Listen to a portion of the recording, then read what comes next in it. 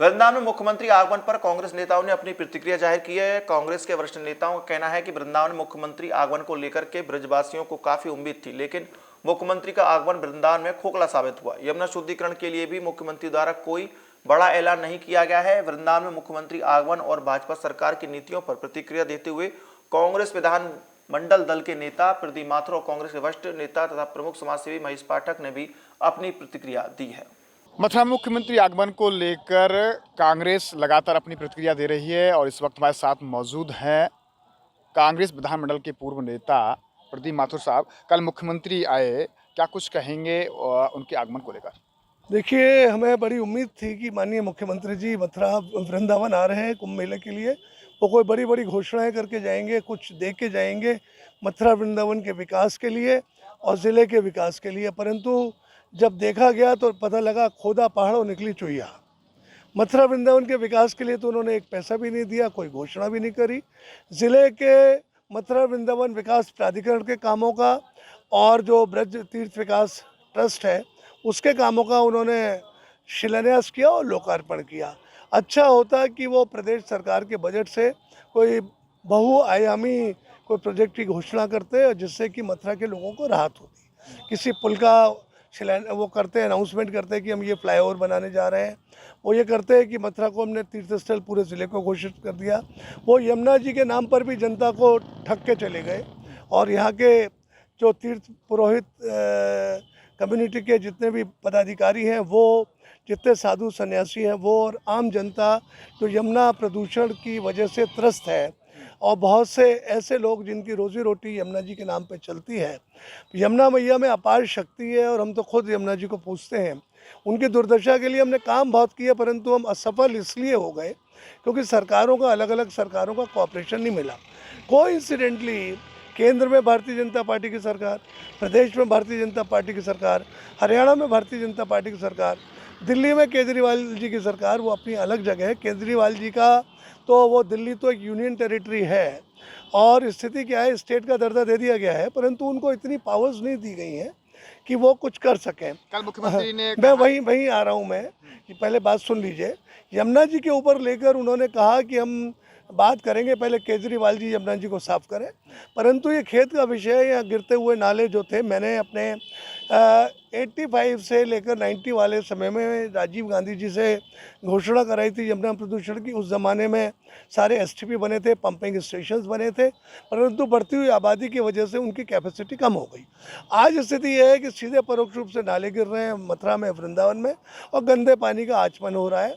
ये योगी जी कह के जाते कि सारे नालों को हम टैप करा देंगे मथुरा के वृंदावन के, तो मथुरा वृंदावन में तो यमुना जी साफ़ होती और स्थिति बेहतर होती। परंतु खेत का विषय है कि यमुना जी के बारे में माननीय मुख्यमंत्री जी झुंझुना ब्रजवासियों को पकड़ा गए। ये राजनीति बात अलग है। इसके अलावा मैं भारतवर्ष के तीर्थ पुरोहितों का राष्ट्रीय अध्यक्ष भी हूँ और आपको पता है हमारी 100 साल पुरानी संस्था है माथुर चतुर्वेद परिषद। हम लोगों को ये अपेक्षा थी कि जब ये यहाँ आएंगे तो एक तो मथुरा को अभी तक तीर्थ घोषित नहीं किया।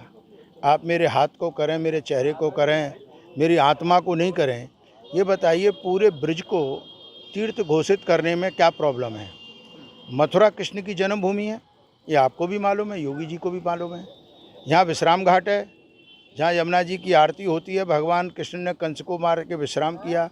तो एक हमारी ये अपेक्षा थी कि जब ये वृंदावन आएंगे तो ये पूरे ब्रज को जो है तीर्थ घोषित करेंगे, टुकड़ों टुकड़ों में क्यों किया जाए।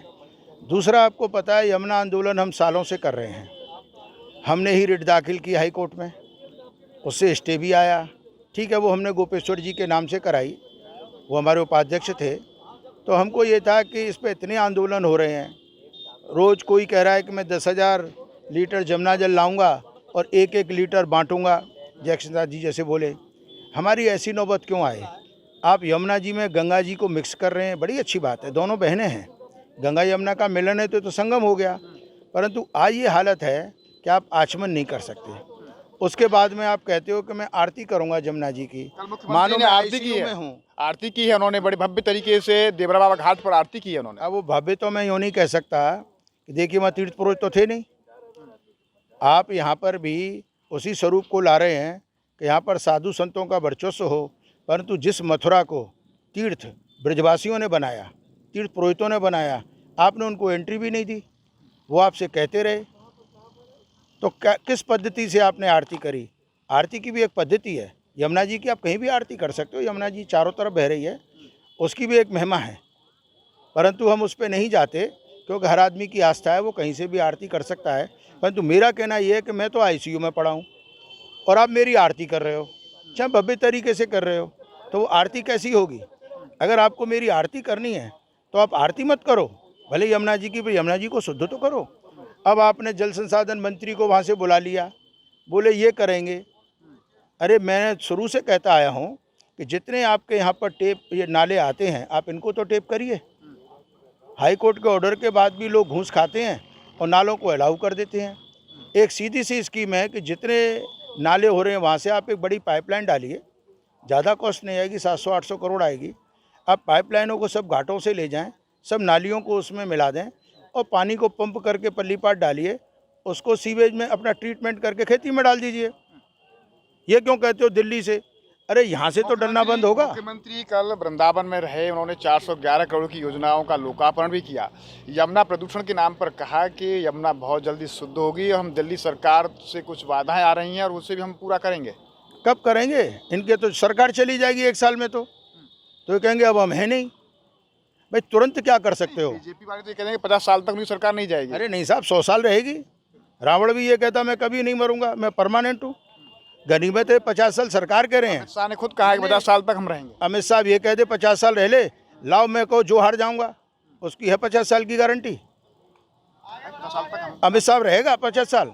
सरकार तो रहेगी। आपने अमित शाह कही नहीं, सरकार नहीं, आपने कहा अमित शाह ने कहा मैं 50 साल रहूंगा। नहीं, उनका कहना है कि हमारी सरकार 50 साल तक रहेगी। सरकार कहो, मैंने कहा अमित शाह रहेगा, तो मैंने कहा वो तो भगवान हो गया कि अपनी घोषणा कर रहा है, कल का तो भरोसा नहीं। हमारा कहना ये है कि नाव बार कितने आगे आ जाएंगे। कांग्रेस ने भी 60 साल सत्ता भोगी और उसके बाद में आज विपक्ष में है। ये जनता है, जब जनता को लगेगा कि आपने मुझे बहुत बेवकूफ़ बना लिया तो ये इसको फेंकने में भी टाइम नहीं लगेगा।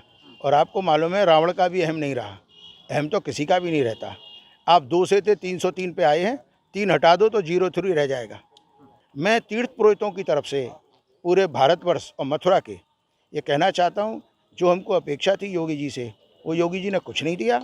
वो ये कि सड़क 2 किलोमीटर कर दी, ये कर दी, ये भवन बना दिया, ये घाट बना दिया, इससे क्या होता है? रोजगार कहीं है नहीं। अगर आप मथुरा को तीर्थ करते, यमुना जी का कोई परमानेंट सॉल्यूशन निकालते, तो हम पक्ष विपक्ष की बात नहीं, हम योगी जी का स्वागत करते और पुरोहितों की तरफ से उनको बुला के उनका सम्मान करते। उसमें राजनीति का कोई लेना देना नहीं है। जो अच्छे कार्य करेगा उसकी हम तारीफ करेंगे, क्योंकि पहले मथुरा के हम वासी हैं, बाद में कुछ और हैं।